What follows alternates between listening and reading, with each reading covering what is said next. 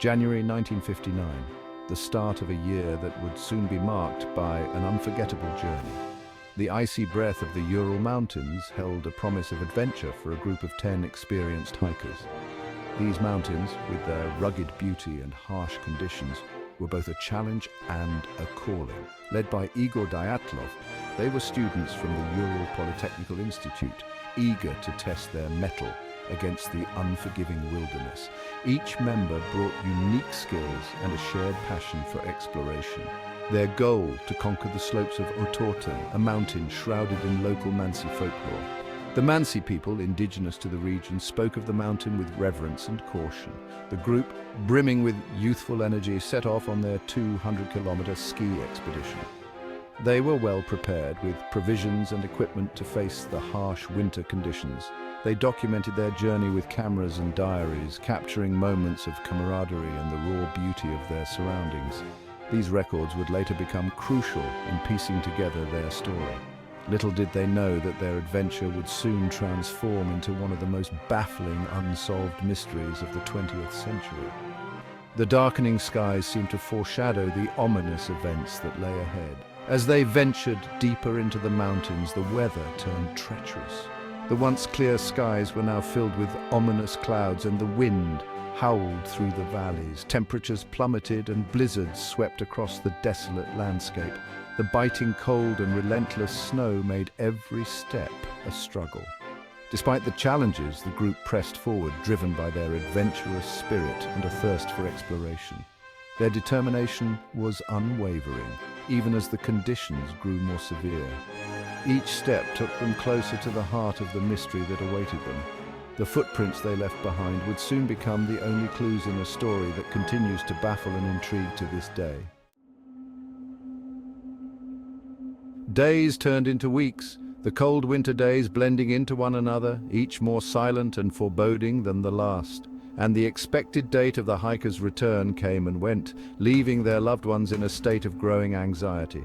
Concern morphed into fear as their worried families and friends alerted authorities, their hearts heavy with dread. A rescue team was assembled, their mission to retrace the group's steps and unravel the silence that had fallen over the expedition. The team, equipped with the best gear and accompanied by search dogs, ventured into the unforgiving wilderness. The search party followed the hikers' trail, piecing together clues from abandoned campsites and scattered belongings.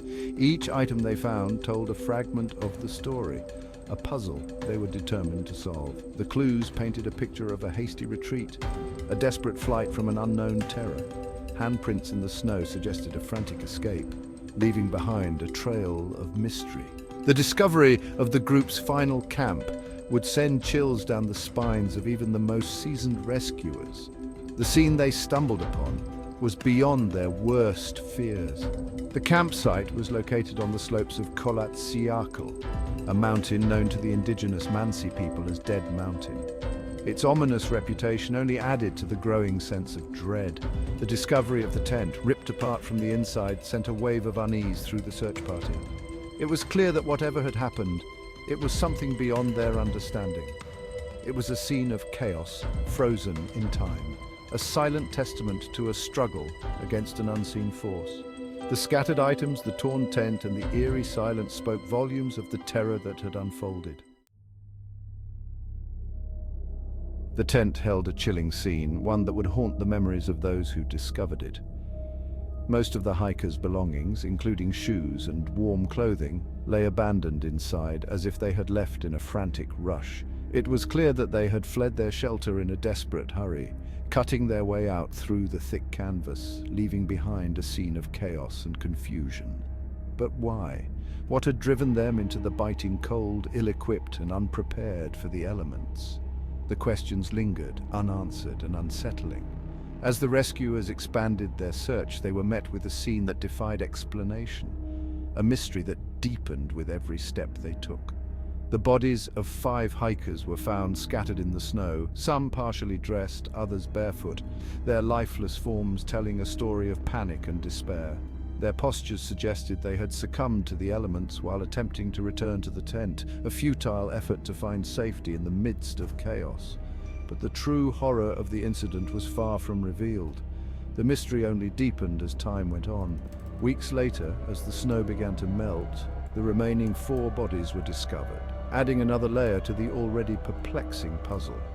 Buried beneath the snow, these bodies bore horrific injuries inconsistent with a simple fall or exposure to the elements, raising more questions than answers. The discovery of these injuries would catapult the Dyatlov Pass incident from a tragic accident to a chilling enigma, one that continues to baffle and intrigue to this day.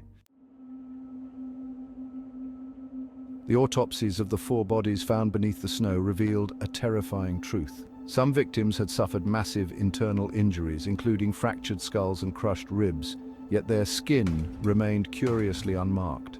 Others had strange discoloration of their skin, and one victim was even missing their tongue. These bizarre injuries fueled speculation and ignited a firestorm of theories. What could have caused such devastating injuries without leaving any external marks? Some whispered of secret military experiments, others of attacks by wild animals or even the legendary Yeti. The absence of logical explanations only deepened the mystery. Adding to the intrigue, some of the hikers' clothing was found to be radioactive. This discovery, along with the strange injuries and the eerie circumstances surrounding the incident, fueled speculation of a government cover-up. Was the Dyatlov Pass incident a tragic accident, or was there a more sinister force at play?